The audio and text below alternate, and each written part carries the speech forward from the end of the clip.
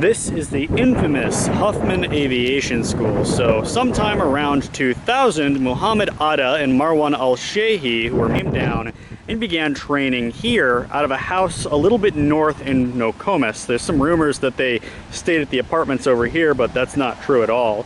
And they lived with a member of the school, a man named Charlie Voss, and the school, after the attacks, quickly came under controversy after controversy after controversy. The first one was over the visa process they did, because when you arrived here, Muhammad Atta and Shehi both claimed to just be simple tourists, but they started taking up here, and they saw, okay, well, there's no real threat from you. You're very quiet, reserved, you're not outspoken or anything, at least not around us. We'll help you apply for a visa, you know, a student visa.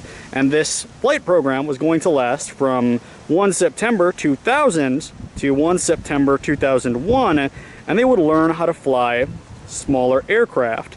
Well, this was just to get them acquainted, and apparently some officials around here were starting to report them because they would openly joke about how they didn't need to know how to land or take off. They only needed to know how to fly the planes, and some people thought that was very suspicious. Well, after this whole thing took off, hindsight, they say, is 2020, and a reporter tried to make it in.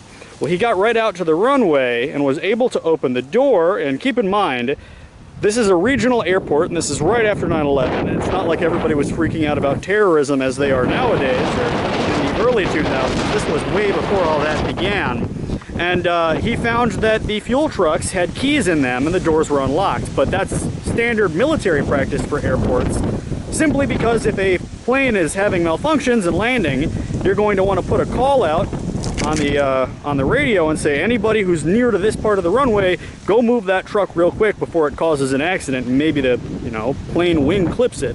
So the founder of this school was later found boarding a plane in Texas with 18 kilos of heroin and a kilo of cocaine, and Huffman Aviation shut down and became the Florida Flight Training Center. And Huffman Aviation, I believe, is still based out of Texas, but obviously the founder's not there anymore.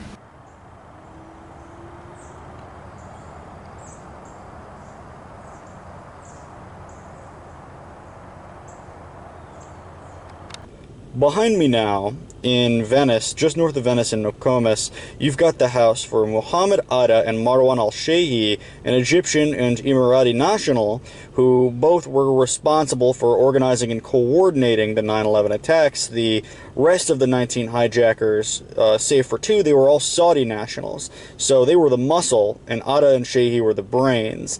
And I think it's interesting because in 2000, they were renting this from the fire chief of Nokomis Fire Department, and you've got the Gulf of Mexico right here, and that was $500 a month. And just south of here, you've got the Huffman Aviation School, now the Florida Flight Training Center. They would go there every day or two to really just kind of learn how to fly, basically. And I believe they reported them to the FBI several times because they were openly joking, haha, we don't need to know how to land, we only need to know how to get our fly wings. Now, this was the beginning of the FBI's understanding of Al-Qaeda cells, because they lived here for 6 months, and then they started moving down to South Florida, Miami area, then West Palm Beach. 16 of them, maybe at most, were gathering down in South Florida from Southern California. And they all kind of met here before they made their attacks on New York. But they were visiting the beach, they were famously visiting the Pink Pony Strip Club, they were going to bars, and for a while they were just any other American. They were considered model home renters. They were quiet, they were reserved, they didn't make any messes, they never smiled or laughed. Model homeowners here, just south of Sarasota. For about 6 months in early 2000, Muhammad Atta and Marwan al-Shehi lived in this house. Now, what's interesting and revealing about this is that Muhammad Atta was from Egypt and Shehi was from the UAE. They were 2 of 4 hijackers who were not from Saudi Arabia. The rest of the 19 were all Saudis. And it seems to be that the ones that were not from Saudi Arabia were kind of the organizers and the planners.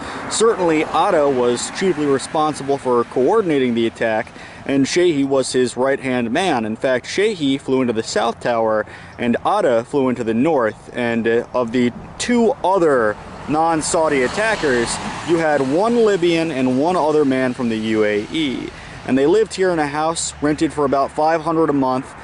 Right, the ocean is right over here on Bayshore, and this is on Laurel Road.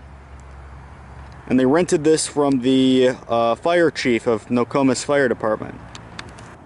And this was sort of the headquarters of the Al-Qaeda cell here in Florida for a period of time, but they say 16 to 14 members would meet in South Florida months later, right before the attacks, and they would all gather on the beaches. Well, from here they would go down the road to the Venice Flight Academy, which was Huffman Aviation, the CEO of which was caught with 18 kilos of cocaine and heroin just a few years ago. And he wrote a little memoir called Guilt by Association, but I think it's guilt with 20 kilos.